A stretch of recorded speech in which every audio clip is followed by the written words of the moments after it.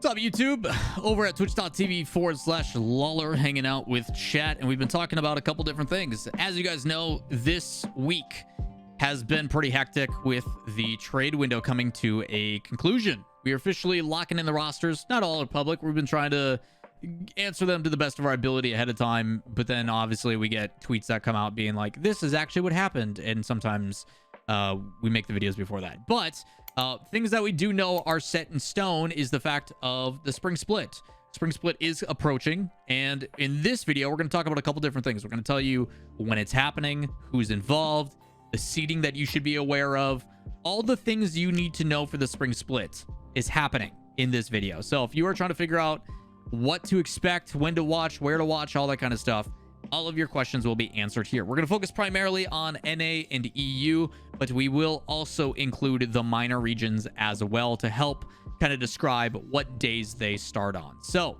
with that said, we're going to jump over to the other screen and kind of break it down step by step to tell you the beginning and then progress along everything you need to know for that situation, primarily focused with NA and EU. And then if you would like to go do your own homework on the other regions, you can do so as well. So first thing that you guys need to know in regards to the spring split, it officially starts on April 24th. I know it says April 29th here, but that's because it's talking about Regional 1. North America, MENA, OCE, and APAC South will all start on technically April 24th. And the reason why it's the 24th and not the 29th is because there is qualifiers. The way that it's going to work for spring is the same as it has always worked when it comes to the qualifiers. Open qualifiers are officially going to start a few days before the April 24th. I think that's the third day of the event. So technically, April 22nd is going to have open qualifiers, which anybody can sign up in their region. You will play in a double elimination tournament. It is going to be best of threes all the way up until the final 2 rounds, and the top 8 will progress. That'll take 2 days to do that tournament.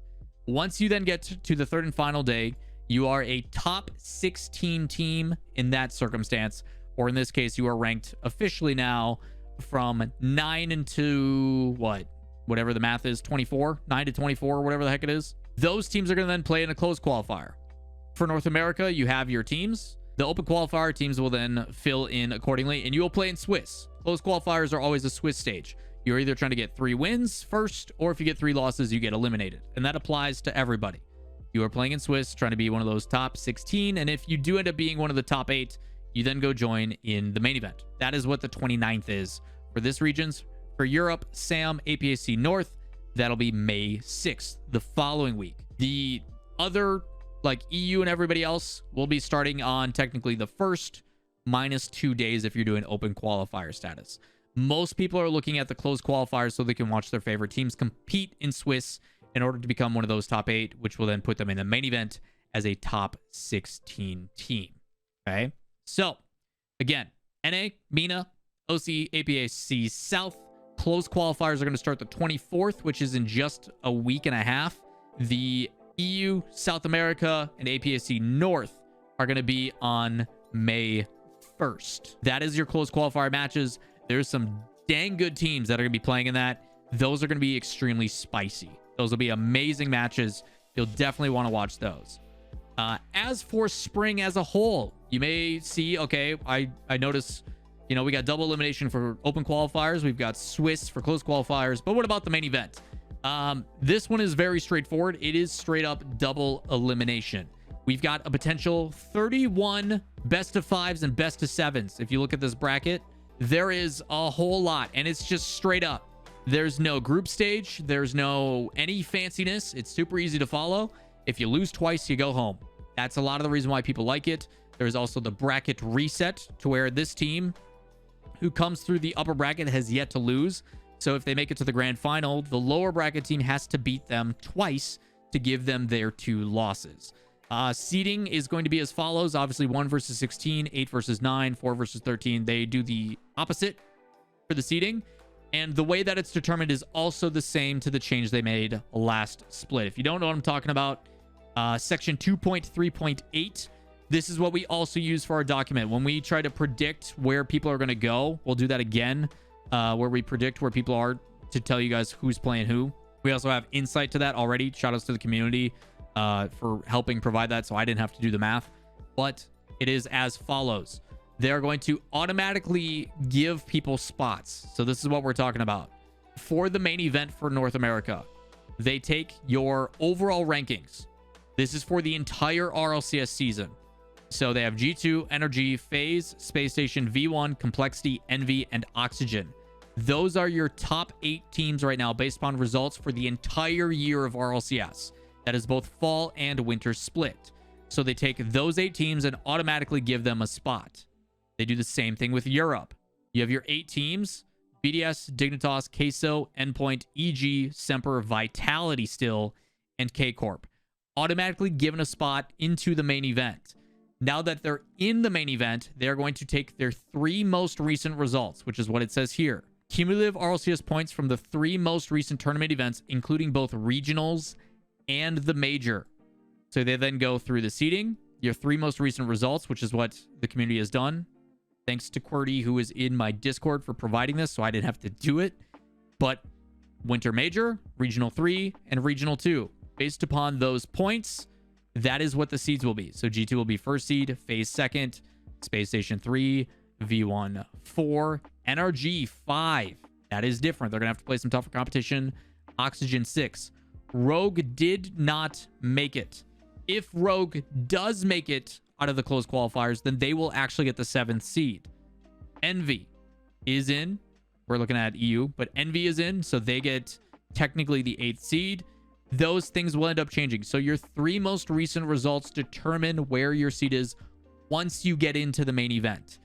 So, re-clarifying. Determining who gets an automatic spot is based upon the overall point ranking. That's why it says point ranking. That is why these 8 are automatically in there, and Rogue is not. But based upon your 3 most recent results is determining what seed you will be when it comes to the actual bracket. So, for example, G2 will be here. In 8th will be Envy. They'll go up against 9, whoever that is. That stuff will change, and it shifts based upon who all makes it in. Hopefully that makes sense. If it doesn't, join us. Twitch.tv/Lawler. I will try to explain it to you as best as I can. So, those are what you have your seeds for NA and for EU. Here you go. Obviously, Queso's in 1 because they've either taken 2nd place, 1st place, or 2nd place. So, yeah, they're pretty far ahead. EG, 2nd seed. Pretty crazy stuff there. You got BDS, 3rd seed. Obviously, their change with Seiko is pretty nutty. You've got a lot of different things that are going to be changing up. Going to be an interesting split. New rosters, different seeds, different format. Something also to take into consideration. Different format may have certain teams perform better or worse. You never know. So, last but not least, I talked about how formats are straight up double elimination. Some teams may perform better or worse in those circumstances. And along with that, you are also going to see some similarities, some differences. Prize pool for regionals is always $100,000. Major is $300,000. We also know where the major is located.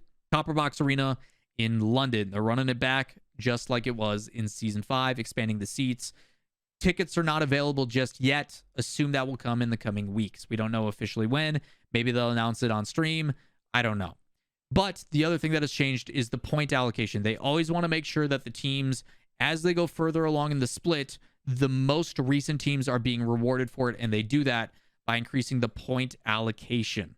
All the points that are being dished out are going up by 50. Going up by 50. So the minimum amount of points you can get goes up. Therefore, first place, instead of being 351, is now 401. Instead of second place being 300, now it is 350. All that stuff takes a hike up. And they do that to make sure that the teams that are performing the best in spring are more likely to go to the World Championship, which is going to happen in August. So that is how that is applying. The other thing to pay attention for spring, which is pretty crazy, is it is not just spring results that matter. Spring results also are going to be the last determining factor of tiebreakers, who goes into the wild card versus the main event, all that kind of stuff. I am not going to do that. I will do a separate video as we get towards the tail end of spring. I'm not going to overwhelm you with all of that kind of math and stats, numbers, and craziness. But if you are interested in that, you can go to Liquipedia, and at the very top where it goes under rankings, you can see world region spots, and it'll inform you of certain things of how allocation is going based upon who is automatically given a spot into the World Championship, as well as the wild card. They have breakdowns of it. There's a lot of really cool resources on Liquipedia on how to do that. So that is something that I will talk about in a future video. So that is it for spring. There's a lot of crazy stuff happening. I even joked about it, how I'm trying to keep you guys up to date on roster stuff. And of course, Ghost just announced Hoxer officially in place of Roldiz.